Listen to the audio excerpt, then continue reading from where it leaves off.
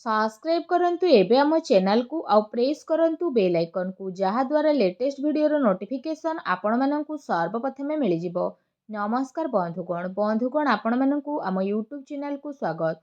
बंधुगण आज आमे जानिबा मासर द्वितीय सप्ताह अर्थात 8 रु 14 तारिखर दिनटी आपणकर किपरि कटिबो केउ प्रकार आजिर दिन को आपण माने प्लानिंग करिवे विशेष भाबरे जदि आमे आपण माननकु कहिबु तो आज आपणकर स्वास्थ्य किपरि रहिबो ता सहित आपणक क्यारियर किपरि रहिबो बिजनेस और व्यापार किपरि रहिबो ए दिन रे ता सहित स्वास्थ्यर महत्वपूर्ण इनफॉरमेशन मध्ये भिडियो रे आमे आपण माननकु कहबु और भिडियो शेष रे उपाय विषय मध्ये आमे आपणकु कहबु जहा द्वारा ए सप्ताह को आपण आहुरी अधिक शुभ और मंगलदायक भर साब्यस्त करि परिबे। जदि आमे कहिबा संपूर्ण भाबरे आपण माननकु पूरा राशिफल विषय रे किंतु यह पूर्व चैनल नुआ आसथिले चैनल को सब्सक्राइब करंतु सांगर नोटिफिकेशन बेल को मध्य ऑन करंतु जहा द्वारा समय समय रे नुआ नुआ वीडियो रो नोटिफिकेशन आपनको सर्वप्रथम मिलिबो। आसंतु जानिबा किपरि रहिबो 8 रु 14 तारिख पर्यंत दिन आपणकर।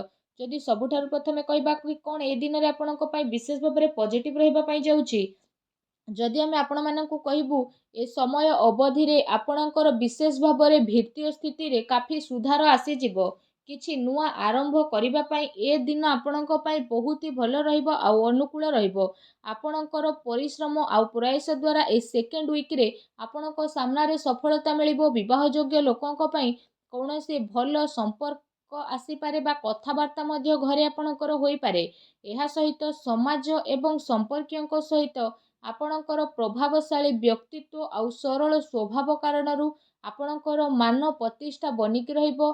समय आपणकर किछि मिलाजुला प्रभाव मध्ये आपणक पई नेकी आसुछे किंतु जदि कहिबा ताको बहुत भलो बनेइबा आपणकर काम अटे। किछि टाइम रे अति संपर्कियंक सहित जहाँ भी मनांतर मतांतर आपणक घरे चालुथुला तो ए सप्ताह रे से सबुर स्थिति टिके परिवर्तन हेबो आउ संपर्क रे पुणी थरे मधुरता आसीबो। प्रतिष्ठा लोकंक सह मेलमेलाप बढ़िबो जहाँ आपणकर भविष्यत पई बहुत ही लाभदायक सिद्ध हेबो। धार्मिक स्थल रे जीवार विशेष भाबरे आपणकर प्रोग्राम बनिबो जहाँ द्वारा बहुत अधिक शांति आउ हल्कापण आपण अनुभव करिवे। घरे सुख सुविधा संबंधित वस्तुर किणाकिणी आपण करिवे। कोनोसी दामी जिनिस मध्य कि आपणकु देई पारे। विद्यार्थी वर्गों को निजर चाकरी संबंधित कोनोसी क्षेत्र रे इंटरव्यू रे सफलता मिलिबार जोग बनुछि सेतिपाई पूरा परिश्रमर सहित आपण आपणक कार्य करंतु ता सहित आपण आपणकर सिद्धांत द्वारा कौनसी प्रकार समझौता ए सप्ताह रे करंतु नाही। प्रभावशाली एवं प्रतिभावान लोकंक सहित अधिक टाइम आपण आपणकर स्पेंड करंतु जहा द्वारा आपणकर आत्मबल आ आत्मविश्वास रे वृद्धि हेबो तथा नकारात्मक विचार मध्ये आपणकर दूर हेबो। भाग्य ठारू अधिक आपण आपणकर कर्म उपरे विश्वास रखंतु एहा आपणक पई बहुत ही भलो दिन रहिबो। आसंतु जानिबा ए सप्ताह रे आपणक पई कोन नेगेटिव रहिबाकू जाउची। कोनोसी पारिवारिक कथावार्ता को नै भाई भौणी भितर ए सप्ताह रे लड़ाई झगड़ा होई पारे। घरर वृद्धंकर परामर्श द्वारा संबंध को खराब हेबा ठारू बचेई कि रखंतु ता सहित घर नाम रे कि आपणकर नुकसान मध्य करि पारे सेति पई आपण सावधान रहंतु। घरर कोनोसी वृद्ध लोकंकर स्वास्थ्य को नै कि आपणकर मन रे चिंता रहिबो।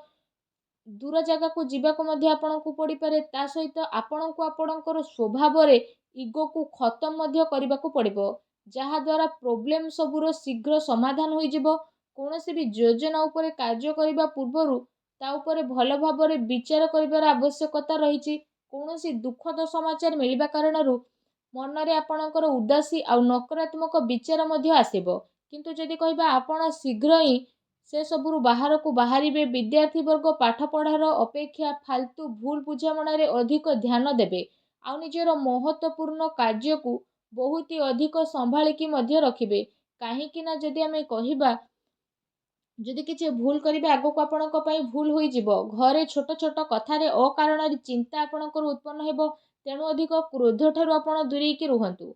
सामाजिक गतिविधि रे अधिक ध्यान न देबा ठारू कोनोसी अति संपर्कित लोक आपणक उपरे नाराज होई पारंती। बस ए कथार आपण ध्यान न देकी निजर कर्म उपरे लागिकी रुहंतु।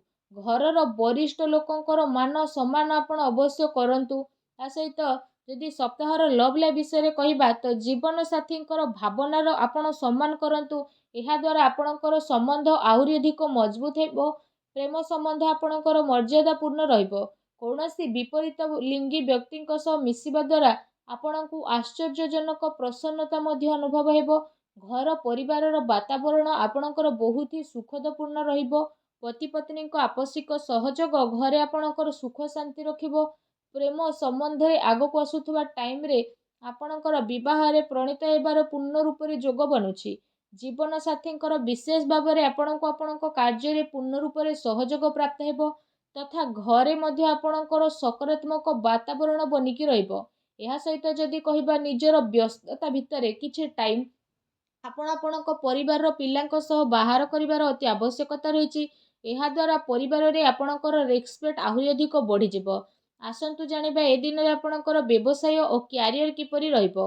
ବ୍ୟବସାୟରେ ଏବେ ବର୍ତ୍ତମାନ ପରିସ୍ଥିତିର ପ୍ରଭାବ ଯେହେତୁ ବନୁଛି ତ ଧନ ସମ୍ପତ୍ତି ତ ଲେଣ ଦେଣରେ ବହୁତ ଅଧିକ ଆପଣ ସାବଧାନତା ରଖନ୍ତୁ, କାରଣ ଧୋକା ହେବାର ସମ୍ଭାବନା ମଧ୍ୟ ବନୁଛି। ଚାକିରି ପେଶା ବ୍ୟକ୍ତିଙ୍କର ଅଫିସର ମାହୋଲ ବହୁତ ହିଁ ଶାନ୍ତିପୂର୍ଣ୍ଣ ରହିବ। ବିଶେଷ ଭାବରେ କାର୍ଯ୍ୟକ୍ଷେତ୍ରରେ ଯଦି କୌଣସି ପ୍ରକାରର ନିବେଶ କରିବା ପାଇଁ ଆପଣ ଚାହୁଁଛନ୍ତି ତ ସେସବୁ କାର୍ଯ୍ୟକୁ ଆପଣ ବହୁତ ହି ଗମ୍ଭୀରତାର ସହିତ ଜାଣିବେ। ଏହାଦ୍ୱାରା ଆପଣଙ୍କୁ ବହୁତ ଭଲ ରେଜଲ୍ଟ ମଧ୍ୟ ପ୍ରାପ୍ତ ହେବ ଆଉ ଏହା ଆପଣଙ୍କ ପାଇଁ ବହୁତ ହି ଭଲ ରହିବ। ଚାକିରିରେ ନୂଆ ସମ୍ଭାବନା ମିଳିବାର ବହୁତ ଅଧିକ ଆଶା ରହିଛି। ଏହା ସହିତ କାର୍ଯ୍ୟକ୍ଷେତ୍ରରେ ଅନ୍ୟର ହସ୍ତକ୍ଷେପ ଦ୍ୱାରା କର୍ମଚାରୀଙ୍କ ଭିତରେ ମତାନ୍ତର ମନାନ୍ତର ହୋଇପାରେ। ସେଥିପାଇଁ ନିଜର ନିର୍ଣ୍ଣୟକୁ ପ୍ରାଥମିକତା ଦିଅନ୍ତୁ ତଥା ବ୍ୟବସାୟିକ ଗତିବିଧିରେ ନିଜର କଡ଼ା ନଜର ରଖନ୍ତୁ। ଏହା ସହ ଚାକିରି ପେଶା ବ୍ୟକ୍ତି ମଧ୍ୟ ଅଫିସରେ ପଲିଟିକ୍ସର ଶିକାର ମଧ୍ୟ ହୋଇପାରନ୍ତି, ତେଣୁ ଟିକେ ସାବଧାନ ରୁହନ୍ତୁ। ଏହା ସହିତ ଏ ଦିନରେ ଆପଣ କୌଣସି କାରଣରୁ କାର୍ଯ୍ୟ କ୍ଷେତ୍ରରେ ଅଧିକ ସମୟ ଦେଇପାରିବେ ନାହିଁ ତଥା ସହଯୋଗୀ ଏବଂ କର୍ମଚାରୀଙ୍କର ଆପଣଙ୍କୁ ଉଚିତ ସପୋର୍ଟ ମଧ୍ୟ ମିଳିବ। ଚାକିରି ପେଶା ବ୍ୟକ୍ତିବିଶେଷଙ୍କୁ ନିଜର ଉଚ୍ଚ ଅଧିକାରୀଙ୍କର ପୂର୍ଣ୍ଣ ରୂପରେ ସହଯୋଗ ମିଳିବ। ବ୍ୟବସାୟିକ କ୍ଷେତ୍ରରେ ଯଦି କହିବା ଆପଣଙ୍କର କାର୍ଯ୍ୟକ୍ଷମତାର ସଫଳତା ମିଳିବା କାରଣରୁ ବହୁତ ଅଧିକ ସଫଳତା ଆପଣ ପାଇ ମଧ୍ୟ ଯିବେ। ଏହାଦ୍ୱାରା ପ୍ରତ୍ୟେକ କାର୍ଯ୍ୟକୁ ଆପଣ ବହୁତ ହି ଗମ୍ଭୀରତାର ସହ ଆଗକୁ ନେବେ। ଚାକିରି ପେଶା ବ୍ୟକ୍ତିଙ୍କୁ ତାଙ୍କର କାର୍ଯ୍ୟକ୍ଷମତା ପାଇଁ ପ୍ରୋତ୍ସାହନର ପ୍ରାପ୍ତି ହେବ, ଯାହାଦ୍ୱାରା ଆପଣଙ୍କର ମନ ବହୁତ ହି ପ୍ରସନ୍ନ ରହିବ। ଆସନ୍ତୁ ଜାଣିବା ଏ ଦିନରେ ଆପଣଙ୍କର ସ୍ୱାସ୍ଥ୍ୟ କିପରି ରହିବ। ଯଦି କହିବା ଏ ଦିନରେ ଆପଣଙ୍କ ସ୍ୱାସ୍ଥ୍ୟ ବହୁତ ହି ଉତ୍ତମ ରହିବ ତଥା ଆପଣ ଊର୍ଜାରେ ମଧ୍ୟ ଭରପୁର ରହିବେ। ଏ ସପ୍ତାହରେ ଆପଣ ନିଜେ ନିଜକୁ ବହୁତ ଖୁସି ଭରା ଆଉ ଚିନ୍ତାମୁକ୍ତ ମଧ୍ୟ ଅନୁଭବ କରିବେ। ତା ସହିତ ଏ ସପ୍ତାହ ଆପଣଙ୍କ ସ୍ୱାସ୍ଥ୍ୟ ଦୃଷ୍ଟିରୁ ବହୁତ ହି ଭଲ ଟାଇମ୍ ରହିବାକୁ ଯାଉଛି। ଏହା ସହିତ ନିଜର ସ୍ୱାସ୍ଥ୍ୟକୁ ଆହୁରି ଅଧିକ ଭଲ କରିବା ପାଇଁ ଆପଣ ପ୍ରତ୍ୟେକ ଦିନ ଯୋଗ କରନ୍ତୁ, ବ୍ୟାୟାମ କରନ୍ତୁ, ସୁସ୍ଥ ରୁହନ୍ତୁ। ଆସନ୍ତୁ ଜାଣିବା ଏ ସପ୍ତାହରେ ଆପଣଙ୍କ ପାଇଁ କ'ଣ ବିଶେଷ ଉପାୟ ରହିଛି। ଯଦି କହିବା ସପ୍ତାହରେ ଆପଣ ପ୍ରତ୍ୟେକ ଦିନ ତୁଳସୀ ଚଉରା ପାଖରେ ସନ୍ଧ୍ୟା ସମୟରେ ଘିଅର ଦୀପ ଲଗାନ୍ତୁ। ତା ସହିତ ପକ୍ଷୀମାନଙ୍କୁ ଘରର ଛାତ ଉପରେ ଦାନା ଖାଇବାକୁ ଦିଅନ୍ତୁ, ଗାଈକୁ ସବୁଜ ଘାସ ଖାଇବାକୁ ଦିଅନ୍ତୁ। ଏହାଦ୍ୱାରା ଘରର ସମସ୍ତ ନକାରାତ୍ମକ ଶକ୍ତିର ବିନାଶ ହୋଇଯିବ ଆଉ ଆପଣଙ୍କୁ ଶୁଭ ଫଳ ପ୍ରାପ୍ତି ହେବ। ଭିଡ଼ିଓଟି କେମିତି ଲାଗିଲା କମେଣ୍ଟ କରିକି ଜଣାନ୍ତୁ। ଆଉ ଯଦି ଚ୍ୟାନେଲରେ ନୂଆ କରି ଆସିଛନ୍ତି ଚ୍ୟାନେଲକୁ ସବସ୍କ୍ରାଇବ୍ ମଧ୍ୟ କରନ୍ତୁ। ଧନ୍ୟବାଦ।